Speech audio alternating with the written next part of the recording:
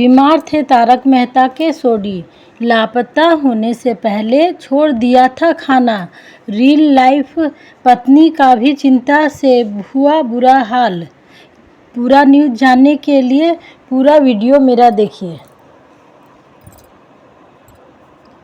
तारक मेहता के सोडी की दोस्त सोनी ने बताया है कि दिल्ली जाने से पहले उनकी तबीयत ठीक नहीं थी। उन्होंने कुछ टेस्ट भी कराए थे।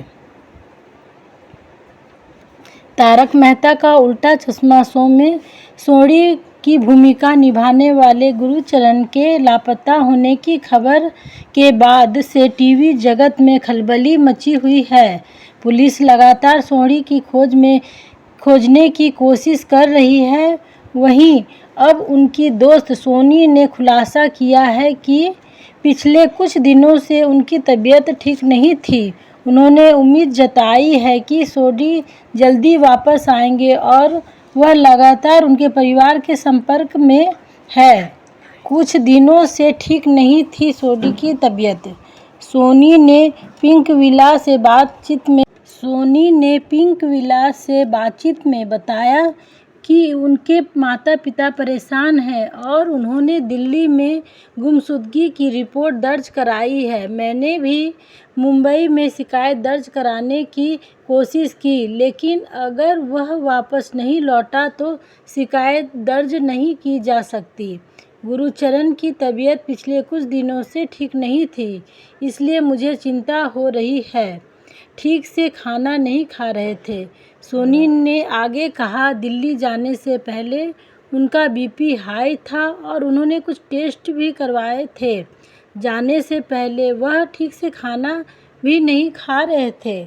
मैं भगवान से प्रार्थना करती हूँ कि वह सच में ठीक हो, सुरक्षित घर वापस लौटकर आ जाए। जेनिफर भी हो गई हैरान।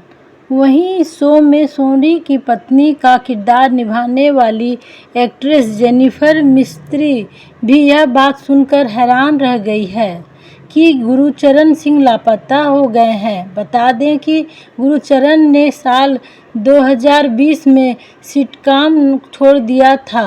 वहीं जेनिफर ने 2023 में शो को अलविदा कहा। जल्दी वापस आ जाएं सोनी। जेनिफर ने ई टाइम्स से बातचीत में कहा, यह घटना चौंकाने वाली है और मैं सिर्फ उम्मीद और प्रार्थना करती हूँ कि वह सुरक्षित और ठीक हों।